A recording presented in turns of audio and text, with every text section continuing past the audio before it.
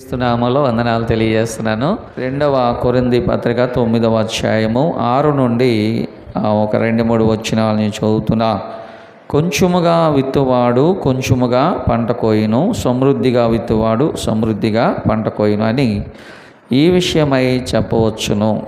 సణుగు కొనకయు బలవంతముగా కాకయు ప్రతి వాడును తన హృదయములో నిశ్చయించుకున్న ప్రకారము ఇయ్యవలెను. దేవుడు ఉత్సాహముగా ఇచ్చువానిని ప్రేమించును. దేవునికి మహిమ కలుగునుగాక. మరి ఈరోజు మనము క్రైస్తవ దాతృత్వము గురించిన సందేశాన్ని మనం వినబోతున్నాం. దాతృత్వము అంటే ఇచ్చుట, దాతృత్వము అంటే సమర్పణ, దాతృత్వం అంటే కానుక దేవునికి ఇచ్చుట.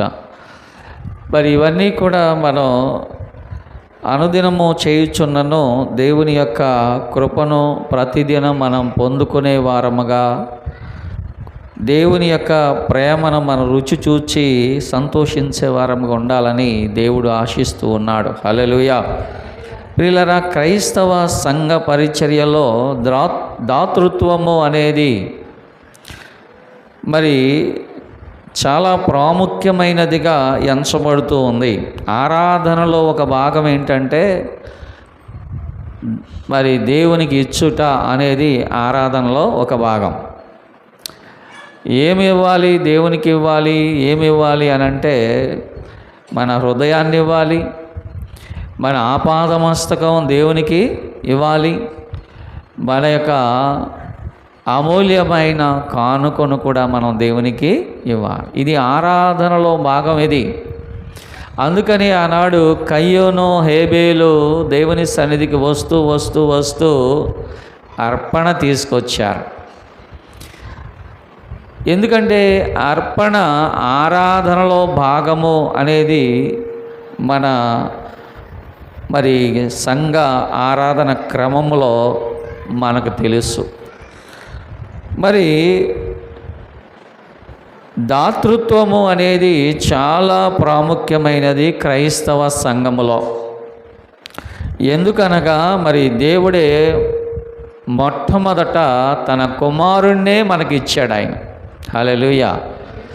మనం దేవునికి ఇచ్చే ముందు మనం ఆలోచించాల్సింది ఏంటంటే దేవుడే మనకిచ్చాడు. ఎవరినిచ్చాడు? తన ఏకైక కుమారుణ్ణి మనకిచ్చాడు ఆయన. అందుకని యోహాను సువార్త 3:16 ఏముంది? దేవుడు లోకముని ఎంతో ప్రేమించెను కాగా తన అద్వితీయ కుమారుని యందు విశ్వాసం ఉంచు వాడు నశింపక నిత్య జీవము పొందునట్లు ఆయనను మనకు అనుగ్రహించెను. దేవునికి స్తోత్రం. హల్లెలూయా. చూడండి, మనం ఇవ్వకముందే ఆయన మనకిచ్చాడు. ఎవరిని ఇచ్చాడు ఆయన? తన కుమారుడు. ఏమండి? తన ఏకైక కుమారుణ్ణి యేసుక్రీస్తును మన కొరకు ఆయన ఒక బహుమానంగా ఇచ్చాడు ఆయన. అదే మరి రోమీయులకు రాసిన పత్రిక 8వ అధ్యాయము 32వ వచనంలో అంటాడు, తన కుమారుణ్ణి మనకు అనుగ్రహించడానికి వెనుదీయని దేవుడు, తన కుమారుణ్ణే మనకివ్వడానికి వెనుదీయని దేవుడు.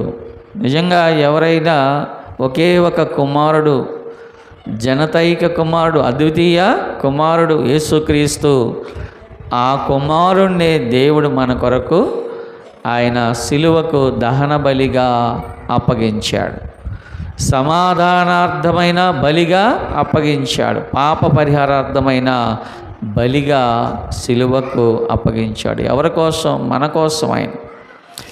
మనం పాపముల చేత, అపరాధముల చేత మనం చచ్చిన వారమై ఉండగా దేవుడు క్రీస్తుతో కూడా మనలను బ్రతికించడానికి ఆయన కుమారుడైన క్రీస్తును, అద్వితీయ కుమారుడైన క్రీస్తును, ఏకైక కుమారుడైన క్రీస్తును మన కొరకు ఆయన ఈ లోకానికి పంపించాడు.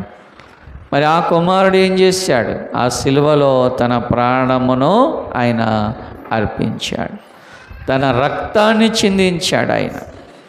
ప్రియ దేవుని పిల్లరా, ఆయన రక్తములో కడుగబడిన మనము దేవుని బిడ్డలుగా మనం అంగీకరించబడుతున్నాము. హల్లెలూయా.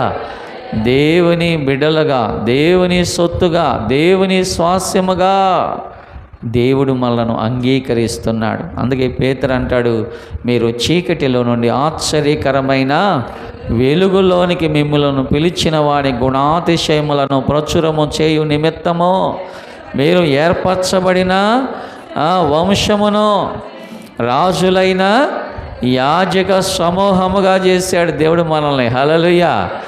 మనం అనుకుంటున్నాం ఈ లోకంలో ఆ దేవుడు అండి మనకి ఏమి ఇచ్చాడు, ఏమి ఇవ్వడం ఏంటి? మనం యోధా గోత్రములో చేర్చబడ్డాం, రాజులైన యాజక సమూహముగా దేవుడు మనలను చేశాడు. అంతేకాదు పరిశుద్ధ జనమును, దేవుని సొత్తైన ప్రజలుగా దేవుడు మనలను చేశాడు. అంటే ఎంత గొప్ప ఆధిక్యతను దేవుడు మనకిచ్చాడు. ఎవరి ద్వారా? కుమారుని ద్వారా. అందుకని ఎంత గొప్ప ఆధిక్యతను పొందుకున్న మనము, ఎంత గొప్ప ఆశీర్వాదాన్ని పొందుకున్న మనము, ఎంత గొప్పగా దేవుని సంఘములో ఆయన బిడ్డలు స్వాస్యముగా సొత్తుగా చేర్చబడిన మనం ఏం చేయాలంటే దేవునికి ఇచ్చుటలో మనము కూడా ముందు ఉండాలి. హల్లెలూయా. దేవునికి ఇచ్చుటలో మన చెయ్యి చాపాలి. దేవునికి ఇచ్చుటలో మన గుప్పిలి విప్పవలసిన వారమై ఉన్నాం. ప్రియ దేవులారా, మరి ఎందుకనగా ఆయనే తన కుమారుడిని ముందుగా మన కోసము ఆయన సిలువకు అప్పగించాడు, మరణానికి అప్పగించాడు. ఆ కుమారుని ద్వారా మనను పరలోక రాజ్య వారసులుగా చేశాడు ఆయన. హల్లెలూయా. అందుకే మనం దేవునికి ఇవ్వవలసిన వారమై ఉన్నాం. మరి ప్రియ దేవులారా, మనం ఇంకా కొన్ని విషయాలు మనం ధ్యానం చేస్తే కనుక మరి మనం ఎందుకు ఇవ్వాలండి దేవునికి అని అంటే కొన్ని విషయాలు మనం ధ్యానం చేద్దాం. మనం ఎందుకు ఇవ్వాలి దేవునికి? చాలామంది అంటారు, నేను ఎందుకు ఇవ్వాలి దేవునికి అని అనుకుంటారు చాలామంది. ప్రియా దేవుని పిల్లరా, ఎందుకు ఇవ్వాలి అనే దానికి కొన్ని విషయాలు మనం చూద్దాం. చూడండి, కీర్తన గ్రంథంలో 100వ కీర్తన 4వ వచనాన్ని చదువుదాం. కృతజ్ఞత అర్పణలు చెల్లించుచు ఆయన గుమ్మములలో ప్రవేశించుడి. కీర్తనలు పాడుచు ఆయన ఆవరణములలో ప్రవేశించుడి. ఏమండి, దేవుని సన్నిధికి వచ్చేటప్పుడు మనం ఎలా రావాలంట? కృతజ్ఞత అర్పణలు చెల్లించుచు ఆయన గుమ్మములలో ప్రవేశించుడి. అంటే దేవునికి ఎందుకు ఇవ్వాలి? మనం కృతజ్ఞతగా ఇవ్వాలి. మనం ఏమండి, ఇందాక చెప్పాను కదా, ఏంటి కృతజ్ఞత అంటే మన పాపముల చేత, అపరాధముల చేత మనం చచ్చిన వారమై ఉండగా క్రీస్తు ద్వారా దేవుడు మనల్ని బ్రతికించాడు. మనం ఒకప్పుడు పాపముల చేత చచ్చిన వారము, లోకములో చచ్చిన వారం మనం, కానీ క్రీస్తు ద్వారా ఇప్పుడు బ్రతికించబడి ఉన్నాం, దేవుని సన్నిధిలో ఉన్నాం. హల్లెలూయా. అందుకే మనం దేవునికి కృతజ్ఞతలు చెల్లించుటకు ఆ కృతజ్ఞత అర్పణలు ఆయన చెల్లించుచు ఆయన గుమ్మములలో ప్రవేశించుడి అంటున్నాడు. మరి 2 కొరింథీ 8:9, మీరు మన ప్రభు అయిన యేసు క్రీస్తు కృపను ఎరుగుదురు కదా, ఆయన ధనవంతుడయ్యుండి మీరు తన దారిద్ర్యము వలన ధనవంతులు కావలెనని మీ నిమిత్తము దరిద్రుడాయనో. చూడండి, ఇక్కడ మనం కృతజ్ఞత ఎందుకు కలిగి ఉండాలి? ఎందుకు కలిగి ఉండాలంటే యేసు ప్రభువారు ఆయన పరలోకములో ధనవంతుడై ఉండి ఐశ్వర్యవంతుడై ఉన్నాడు. పరలోకములో ఆయన దేవునితో ఆ మహామహిమ సింహాసనం మీద ఆయన ఆసీనుడై ఉన్నాడు. ఆయన గొప్ప ఐశ్వర్యవంతుడై ఉన్నాడు. గొప్ప మహిమ ప్రభావములలో నివసించే దేవుడై ఉన్నాడు. ప్రియ దేవుడా, ఆ యేసు క్రీస్తు ప్రభు అంట ఇదిగో మన కోసం దానంతా కూడా విడిచిపెట్టి ఫిలిప్పీ పత్రికలు అంటాడు 2:5 ఆయన తండ్రితో సమానుడై ఉండి కూడా ఏమండి క్రీస్తు యేసున కలిగిన ఈ మనసు మీరు కూడా కలిగి ఉండండి. చూడండి, ఆయన దేవుని స్వరూపము గలవాడై ఉండి, యేసు ప్రభు దేవుని స్వరూపి అయినవాడు, యేసు ప్రభు దేవునితో సమానముగా ఉన్నవాడు. ఆ భాగ్యాన్ని విడిచిపెట్టకూడదు అనుకోలేదు, ఎంచుకొనలేదు. కానీ ఆయన మనుష్యుల పోలికగా పుట్టి దాసుని స్వరూపాన్ని ధరించుకొని తనను తానే రిక్తునిగా చేసుకొనెను. రిక్తునిగా చేసుకున్నాడు. రిక్తునిగా అంటే ఏమీ లేదు ఆయనకి. పరలోకములో ఐశ్వర్యవంతుడే, పరలోకములో శ్రీమంతుడే, పరలోకములో సిరిమంతుడే. కానీ ఇప్పుడు ఈ లోకములోకి వచ్చినప్పుడు ఆయన ఏమీ లేనివాడిగా, ఏమని దరిద్రుడిగా ఈ లోకానికి దిగి వచ్చాడు. దరిద్రునిగా వచ్చాడు. ఆయన జన్మించడానికి కూడా స్థలం లేదు. కనీసం ఎంత పేదవారైనా సరే జన్మించడానికి కనీసం డెలివరీ చేసుకోవడానికి ప్రభుత్వ ఆసుపత్రులు అన్నా ఉంటాయి, కానీ అది కూడా స్థలం లేదు. అక్కడ కూడా ఆయనకి అవకాశం లేదు. ఆయన పశువుల పాకలో జన్మించాడు, పశువుల తొట్టిలో పరుండబెట్టాడు. అంటే తనను తాను ఎంతగా రిక్తునిగా ఆయన చేసుకున్నాడో చూడండి. ఎంత గొప్ప ఆధిక్యతను ప్రభు మనకి ఇచ్చాడు అంటే కారణం ఏంటి? ఆయన పరలోకములో ఆయన ధనవంతుడై ఉండి మన కోసం ఆయన దరిద్రునిగా ఈ లోకానికి వచ్చాడు. కారణం మనను ఐశ్వర్యవంతులుగా చేయాలని ప్రభు ఈ లోకానికి వచ్చాడు. ప్రియ దేవుని పిల్లరా, మనం అందుకొరకు ఏం కలిగి ఉండాలి? మనం కృతజ్ఞత కలిగి ఉండాలి. ఎందుకోసం కృతజ్ఞత కలిగి ఉండాలంటే ఆయన మనను తన బిడ్డలుగా, ధనవంతులుగా, ఐశ్వర్యవంతులుగా చేశాడు ఆయన. హల్లెలూయా, చేశాడు ఆయన. ప్రియ దేవుని పిల్లరా, పరలోకములో ఉన్న గొప్ప భాగ్యాన్ని ప్రభు మనకిచ్చారు. కృతజ్ఞత తెలియచేయడానికి మనం దేవునికి ఇవ్వాల్సిన వారమై ఉన్నాం. ఇక రెండవదిగా మనం చూస్తే మలాకి 3:10 అంటాడు, నా మందిరములో ఆహారమున్నట్లు. మనుష్యుడు రొట్టె వలన మాత్రమే జీవించడు కానీ దేవుని నోట నుండి వచ్చు ప్రతి మాట వలన. ఆయన మందిరములో దేవుని వాక్యము సమృద్ధిగా ఉండాలంటే, దేవుని వాక్యము చేతను పోషించబడాలంటే, దేవుని వాక్యము చేతను నడిపించబడాలంటే, దేవుని వాక్యము చేతను బలపరచబడాలంటే దేవుని మందిరంలో సమృద్ధి అయిన వాక్యము ఉండాలి. దేవుని సన్నిధిలో సమృద్ధి ఉండాలి. హల్లెలూయా. ఒకవేళ వాక్యము లేకపోతే ఆశీర్వాదం లేదు మనకి. ఎందుకో తెలుసా? ఆ వాక్యమే లేకపోతే ఆశీర్వాదం లేదు. ఆ వాక్యమే లేకపోతే మనము ఏ విధంగా జీవించాలో, ఏ విధంగా బ్రతకాలో మనకు అసలు తెలియదు. వాక్యమే, నీ వాక్యము వెల్లడి అగుట తోడనే వెలుగు కలిగెను. అది బుద్ధి లేని వారికి, తెలివి లేని వారికి, జ్ఞానము లేని వారికి అది జ్ఞానమును ప్రసాదించును. నిజంగా దేవుని వాక్యం వింటే మనకి జ్ఞానం వస్తుందండి. దేవుని వాక్యం వింటే మనకు మంచేదో చెడేదో తెలుస్తుందండి. దేవుని వాక్యం వింటే పరలోక ఆశీర్వాదం మన మీదకి వస్తుంది. హల్లెలూయా.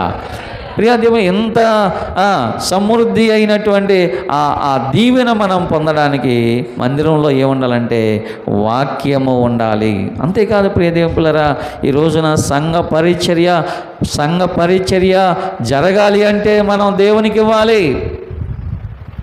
సంఘములో ఉపవాస కోడికలు, సంఘములో సువార్త సభలు, సంఘములో దేవుని కొరకు చేసే ప్రతి పరిచర్య కొరకు మనం ఏమి ఇవ్వాలి?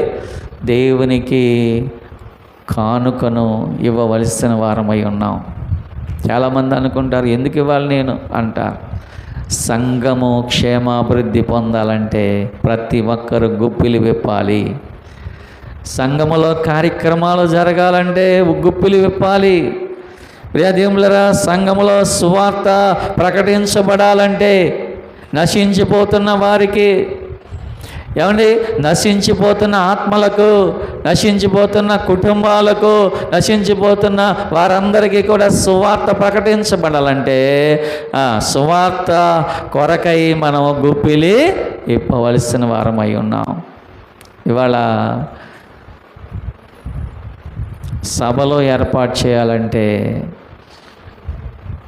అతి అతి అతి తక్కువగా ఖర్చు పెట్టుకుంటే 50-60 వేలు, ఇంకా పైనే తప్ప తక్కువలో తక్కువ ఖర్చు పెట్టాలంటే 50-60 వేలు. ప్రియ దేవుని పిల్లరా, మరి ఎంత ఖర్చు పెట్టేది ఎందుకంటే కనీసం ఒక్క ఆత్మైనా రక్షించబడాలని మన ఆశ, మన ప్రయాస. ఒక్క ఆత్మ రక్షించబడితే ఎంత సంతోషం సంఘానికి. ఒక్క ఆత్మ రక్షించబడి సంఘములో దేవుని రక్తంలో కడగబడి సంఘంలో చేర్చబడితే ఎంత సంతోషమో సంఘానికి. దేవుళ్ళరా, సంఘ సరిహద్దులు విశాలపరచబడాలని మనం ప్రార్థన చేస్తూ ఉంటాం. సంఘ సరిహద్దులు విశాలపరచబడాలి ప్రభువా ప్రార్థన చేస్తుంటాం. దాని కొరకు మనం గుప్పిలి విప్పవలసిన వారమై ఉన్నాం. సంఘ సరిహద్దులు విశాలపరచబడాలంటే అంటే అనేక ఆత్మలు ఏమంటే సంఘములో చేర్చబడి సంఘము విస్తరించాలి, సంఘము అభివృద్ధి చెందాలి, సంఘము నానాటికి క్షేమాభివృద్ధి కలిగి ఉండాలంటే సంఘములో మనం దేవునికి పరిచర్య కొరకు ఇవ్వవలసిన వారమై ఉన్నాం. అయితే ప్రియదేవులారా, నా మందిరములో ఆహారమున్నట్లు మీ యొక్క 10వ భాగమంతయు కూడా నా మందిరపు నిధిలోనికి తీసుకొని రండి. ఇది చేసి మీరు నన్ను శోధించిన ఎడల, చూడండి, అది చేసి మనము శోధించిన ఎడల, అది చెయ్యాలి. ముందు మనం దేవునికి ఇచ్చి మనం దేవుణ్ణి శోధించాలి. దేవునికి ఇచ్చి మనం దేవుణ్ణి అడగాలి. దేవునికి ఇచ్చి మనం దేవుని దగ్గర పొందుకోవాలి. హల్లెలూయా. అది చేసి మీరు నన్ను శోధించిన ఎడలా ఆకాశవాకిండ్లను విప్పి పట్టజాలని విస్తారమైన దీవెనలను కుమ్మరించదనని సైన్యములకు అధిపతియగు యెహోవా సెలవిస్తున్న. దేవునికి ఇచ్చి నష్టపోయిన వాడు ఎవడో లేడు. దేవునికి ఇచ్చి నష్టపోయిన వాడు ఎవడో లేడు. ప్రియదేవులారా, దేవునికి ఇయ్యక నష్టపోయిన వారు చాలామంది ఉన్నారు. బిగబట్టి నష్టపోయిన వారు చాలామంది ఉన్నారు. అందుకని బైబిల్లో ఒక మాట ఉంది, సామెతల గ్రంథం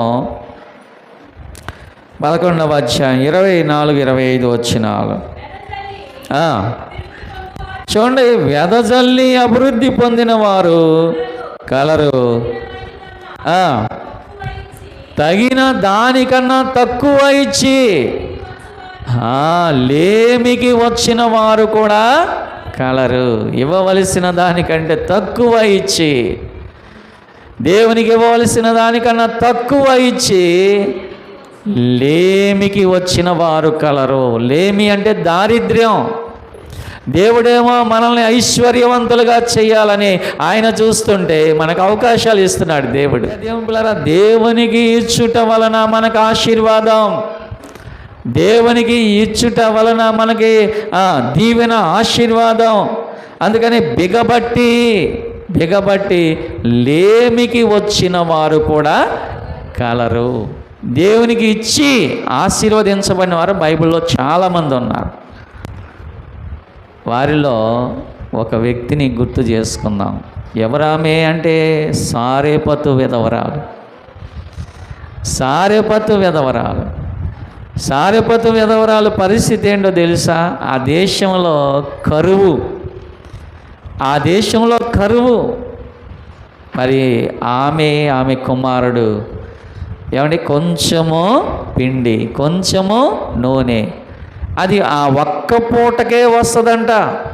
ఇక అది చేసుకొని తిని చనిపోదామని వారు నిర్ణయించుకొని ఆమె ఇదిగో ఆ గ్రామం వెలుపలికి పుల్లలేరుకోవడానికి వచ్చిందంట. ఆమె కట్టెలేరుకోవడానికి వచ్చింది. ఇదిగో దేవుడు అంటున్నాడు ఏలియాతో, ఏలియా ఆ సారెపతులో ఉన్న ఆ విధవరాలి యొద్దకు నీవు వెళ్ళము, అక్కడ నేను నిన్ను పోషించదను. ఏలియా దైవజనుడు, ప్రవక్త, హల్లెలూయా, రోషము కలిగిన దైవజనుడు.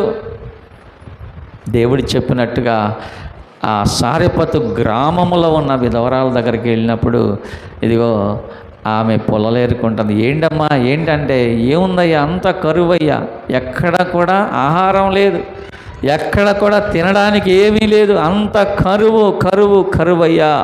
ఇదిగో కొంచెము పిండి ఉంది, కొంచెము నూనె ఉంది, మరి అవి తిని చనిపోదామని నేను నా కుమారుడు నిర్ణయించుకున్నాం అని అంటే అంతా విన్నాడు ఏలియా. అంతా విని అన్నాడు కదా, అమ్మా నీ వెళ్ళి ఆ రొట్టెలు చేసి అప్పములు చేసి నువ్వు చేసిన ఆ మొదటి అప్పమును నా యొద్దకు నేను తిని భోజనం చేయనట్లుగా నా యొద్దకు తీసుకొని రమ్ము. ఎంత మరి ఈ మాట ఎంత బాధాకరమైందో చూడండి ఆమెకి. ఏమండి ఎంత బాధాకరమైంది. ఆ దేశంలో కరువు ఉంది, ఆమె ఇంటిలో ఏమీ లేదు, ఆమె ఇంటిలో ఇక తినడానికి కూడా ఏమీ లేదు, ఆ పూటకే ఉంది. ఏమండి ఆ 2 రొట్టెలు చేసుకొని తను ఒకటి ఆ కుమారుడు ఒకటి తిని ఇక చనిపోదామనే పరిస్థితుల్లో ఉన్న ఆమెను దైవజనుడు అంటున్నాడు, అమ్మా నువ్వు చేసిన వాటిలో మొదటి అప్పమును నా యొద్దకు తీసుకొని రమ్ము అన్నాడు. నిజంగా ఈ మాట విన్నప్పుడు నాకు అప్పుడప్పుడు అనిపిస్తూ ఉంటుంది, ఇది విశ్వాసమునకు పరీక్ష. అది హల్లెలూయా. చాలామంది ఫెయిల్ అయిపోతూ ఉంటారు ఈ పరీక్షల్లో, చాలామంది ఫెయిల్ అయిపోతూ ఉంటారు. అది ఏంటి? అదొక విశ్వాసమునకు పరీక్ష. అది దేవుడు పరీక్షిస్తూ ఉంటాడు. తన బిడ్డలు అసలు ఇస్తారా ఇవ్వరా, తన బిడ్డలు దేవుని దగ్గరికి తీసుకొస్తారా లేదా పరీక్షిస్తూ ఉంటాడు దేవుడు. అబ్రహామును పరీక్షించాడు, అబ్రహాం కూడా ఒక్కగానొక్క కొడుకు కదండి, ఒక్కగానొక్క కొడుకు. ఈ పేద విధవరాలికి ఒక్క పూట భోజనమే, అబ్రహాముకి ఒక్కగానొక్క కుమారుడే. అయినా దేవుడు అన్నాడు కదా, ఓ అబ్రహామా నీ ఒక్కగానొక్క కుమారుని నాకు దహనబలిగా. ఇదేంది దేవునికి అసలు హృదయం లేదా? ఇదేంది దేవునికి హృదయం లేదా? అసలు దేవుడు హృదయం లేనివాడా? ఒక్క కొడుకుని ఇచ్చాడు, ఆ కొడుకునేమో మళ్ళా దహన బలిగా ఇమ్మంటున్నాడు. దేవునికి హృదయం లేదా అనుకుంటారు చాలామంది. మా పరిస్థితులు దేవుడికి తెలియదా? మేము ఎందుకు ఇవ్వలేకపోతున్నామో దేవుడికి తెలియదా? అయ్యా మేము ఇవ్వలేమయ్యా, ఎందుకు ఇవ్వలేకపోతున్నాం, దేవుడికి తెలుసు కదా అని అనుకుంటారు చాలామంది. దేవుడికి తెలుసు, అన్నీ తెలుసు. అబ్రహాం ఒక్కడే కొడుకు అని తెలుసు. ఈ పేద విధవరాలు ఆ ఒక్క పూట తిని చచ్చిపోద్దని కూడా తెలుసు, అన్నీ తెలుసు దేవునికి. నువ్వేం చెప్పాల్సిన పని లేదు. అయితే ఆమె మారు మాట్లాడలేదు. హల్లెలూయా. వెళ్ళింది, మొదటి అప్పమును తీసుకొని వచ్చి దైవజనుడికి ఇవ్వగా, హల్లెలూయా, దైవజనుడికి ఇవ్వగా దైవజనుడు భోజనం చేసిన తర్వాత మళ్ళా ఇంటికి వెళ్ళి చూస్తే ఆ తొట్టిలో పిండి అలాగే ఉంది, ఆ బొడ్డులో నూనె. దేవునికి స్తోత్రం. వాళ్ళు వండుకున్నారు. మళ్ళీ సాయంత్రం చూస్తే మళ్ళా తొట్టిలో పిండి అలాగే ఉంది, ఆ బుడ్డిలో నూనె అలాగే ఉంది. దేవునికి స్తోత్రం. 3.5 సంవత్సరాలు దేవుడు వారిని పోషించాడు. ప్రతి చోట కరువు ఉంది. ధనవంతుల ఇళ్లలో కరువు ఉంది, ఏమంటే వ్యాపారవేత్తల ఇళ్లలో కరువు ఉంది, అధికారుల ఇళ్లలో కరువు ఉంది. కానీ పేద విధవరాలి ఇంట్లో కరువు లేదు. సమృద్ధిగా పోషించాడు దేవుడు. అందుకే దేవుడు అంటున్నాడు, నేను నిన్ను ఆశీర్వదించినట్లు ఇదిగో నాకు ఇష్టమైన వాటిని నీవు నా యొద్దకు తీసుకొని రమ్ము. దేవుడు అంటున్నాడు మనల్ని. ఎందుకు ఇవ్వాలి మనం దేవునికి? ఎందుకు ఇవ్వాలి? ఆశీర్వదించబడినట్లుగా, నువ్వు దీవించబడినట్లుగా, నువ్వు ఆశీర్వదించబడినట్లుగా నువ్వు దేవునికి ఇవ్వాలి. నేను చెప్తున్నాను, చాలామంది నాకు తెలుసు ఇక్కడ దేవునికి ఇచ్చి ఎంత ఆశీర్వదించబడ్డారో నేను చెప్పగలను. హల్లెలూయా, హల్లెలూయా. దేవునికి ఇచ్చి ఎంత దీవించబడ్డారో నేను చెప్పగలను. దేవునికి ఇచ్చి ఎంత సమృద్ధి కలిగి ఉన్నారో నేను చెప్పగలను. ఎందుకంటే ప్రియదేవులరా, దేవునికి ఇచ్చు వారిని మరుచుటకు ఆయన అన్యాయస్తుడైన దేవుడు కాదు. వెదజల్లి అభివృద్ధి పొందిన వారు ఉన్నారు, బిగపట్టి లేమిలోకి వచ్చిన వారు కూడా ఉన్నారు అని బైబిల్ తెలియజేస్తుంది. మరి ప్రకటన గ్రంథంలో ఈ 3వ అధ్యాయంలో మనం చూస్తే గనక హల్లెలూయా హల్లెలూయా. ఇక 5వదిగా చూస్తే అభివృద్ధి పొందుటకు మనం ఎందుకు ఇవ్వాలి దేవునికి? అభివృద్ధి పొందడానికి. అభివృద్ధి పొందకుండా అలాగే ఉంటే, అభివృద్ధి పొందకుండా అక్కడే ఉంటే, ఎక్కడేసావు గొంగళి అక్కడే ఉంది అన్నట్టుగా ఉండడం కాదు, కానీ దేవునికి ఇచ్చి ఏమండి వెదజల్లి అభివృద్ధి పొందిన వారు కలరు. బైబిల్లో ఉన్న మాట ఇది. దేవునికి ఇచ్చిన వాడు ఎవడు ఏమండి నష్టపోడు. దేవునికి ఇచ్చిన వాడు ఎవడో కూడాను ఏమండి లేమిలోనికి రాడు. దేవునికి ఇచ్చిన వాడు ఎవడో కూడా ప్రియదేవులారా దరిద్రుడిగా మారడు. దేవునికి స్తోత్రం, హల్లెలూయా. మరి ఎవరు మారుతారంటే బిగబట్టి అంటే గుప్పిలి విప్పుకోకుండా బిగబట్టి వారు తక్కువ ఇచ్చి లేమిలోనికి వచ్చిన వారు కలరు అన్నాడు. అందుకని వాక్యాన్ని బట్టి మనం దేవునికి ఇచ్చుటలో గల ఆశీర్వాదాన్ని మనము పొందుకుందాం. దేవుడు అట్టి భాగ్యమును మనందరికీ అనుగ్రహించునుగాక. ఆమేన్.